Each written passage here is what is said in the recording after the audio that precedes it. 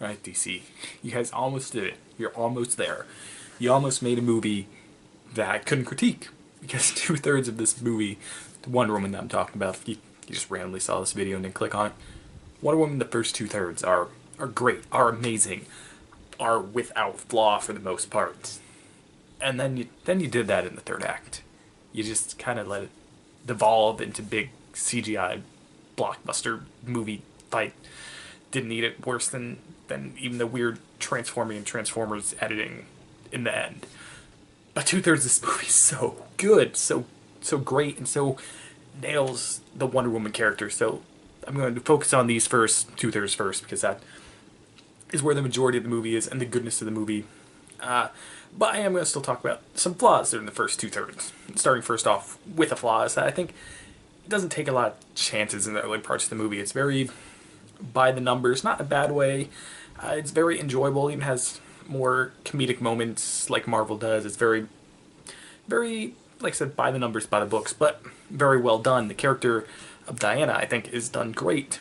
But another, not necessarily downside, it's more like a super positive is that the fact that Wonder Woman, in my opinion, isn't even the best part of her movie.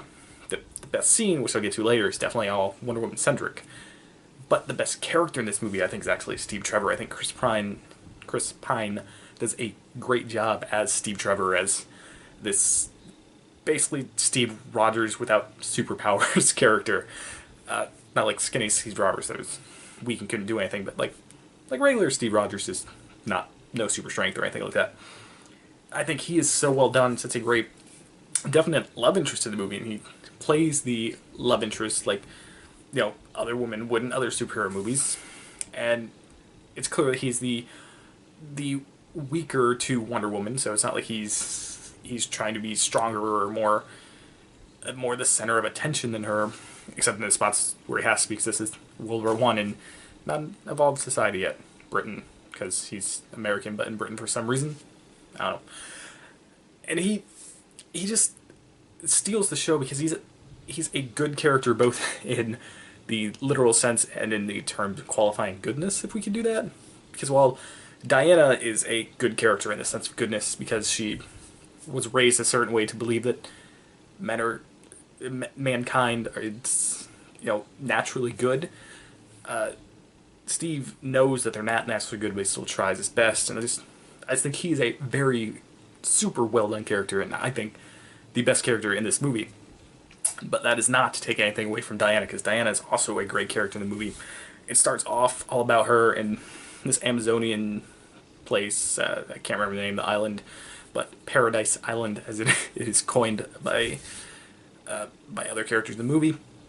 And it starts off all focused on her training, and I think the beginning, like 15-20 minutes, is kind of slow, and it really starts to pick up when Steve crashes into the ILS.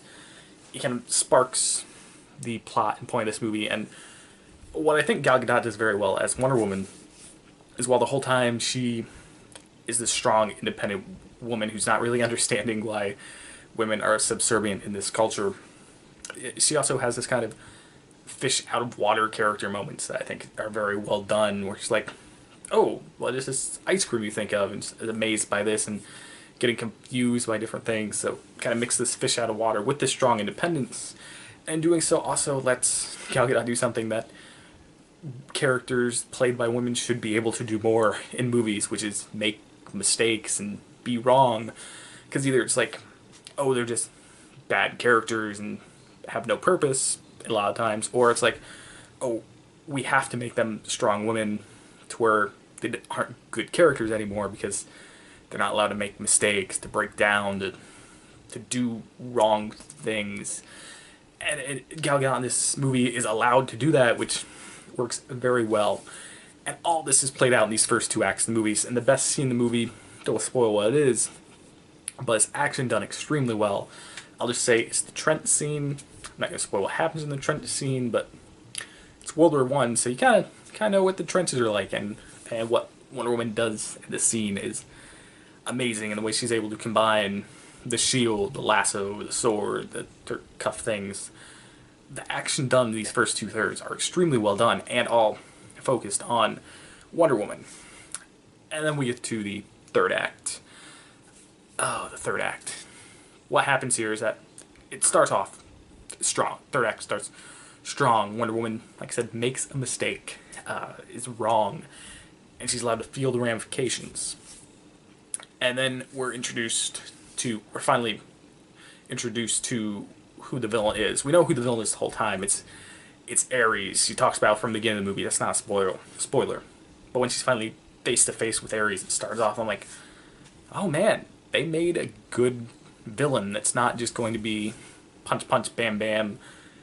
It's a character that has a certain ideology, and the way that he's able to convey this to Diana, and the way that it looks like it's going to set up to where it's going to be more of a mental battle, not just a CGI fest. It's like, man, I really like this villain. I really like what they try to do here. But then it just evolves into this CG action fest, and it's very poorly edited to begin with. So this third act action scene is horrible. It takes you out of the movie, and it just sets up all kinds of problems. The third act makes problems from the beginning of the movie where you realize, oh, the only reason this was here was to make a reveal later. It sets up problems for the DC universe in general, where it's like, okay, why would Diana not use these powers that she's exhibiting here when she's fighting Doomsday?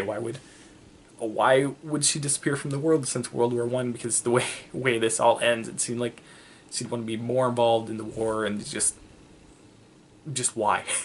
The main part for the third act is sets of problems within itself, within the whole universe, and it's just poorly shot, and could have been, if it had a different message, it could have been delivered better. There's a definite message they could have sent if Ares didn't even show up, if this would have been that ramification, which would have made sense to why Diana would have left the war, left the world because of this war.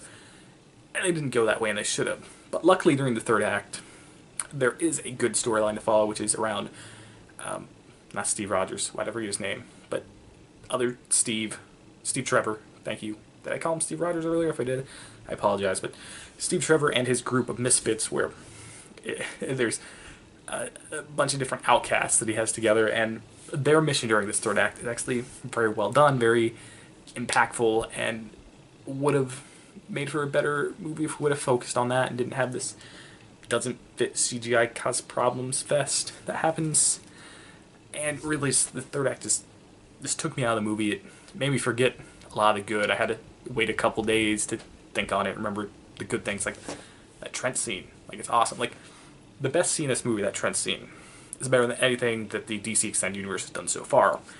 Which, for me, is saying a lot, because while I admit there's problems with Batman vs. Superman, I think there's also some of the best scenes in any Batman movie in this movie, with him running into the smoke, with that basically straight out of Arkham fight scene. I even like the fighting between Batman and Superman, though it doesn't last long. But I think the Wonder Woman Trent scene is better and all that. I also think this third act, is how badly edited it is. It's worse than anything in any of the movies. Worse than that dumb scene where Slipknot runs up and gets killed in Suicide Squad, or any of the scenes that don't make sense in Suicide Squad, because Suicide Squad was just a mess. I liked it. It was a mess, for sure. But the majority of this, all the rest of it, is very above average, very good. But when a movie has the best and it has the worst, it definitely sets it up to where I want to see Wonder Woman again. I want to see her be good again in the Justice League movie. I think it kind of even makes her role in Batman vs. Superman a bit worse. So while people are saying it makes Batman vs. Superman better, I don't really get that. I heard that going in, where it's like, oh, this retroactively makes it better, and I think that third act actually does the opposite. But there's so much good. The first 2/3 of this movie are basically without flaw. I mean, there's a couple characters that don't matter, specifically like Steve Trevor, almost said Rogers again.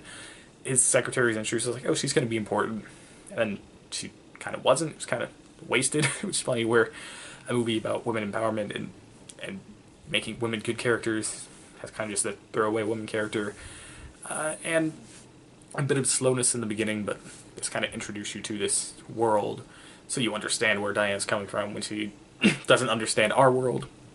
But overall, that first 2/3 makes for a very good movie.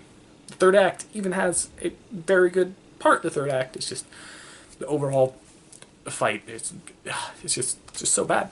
I mean, really, it's just like the idea of it's bad, and the editing especially. It's like there's cuts that shouldn't be there, and the special effects they're used just it's like.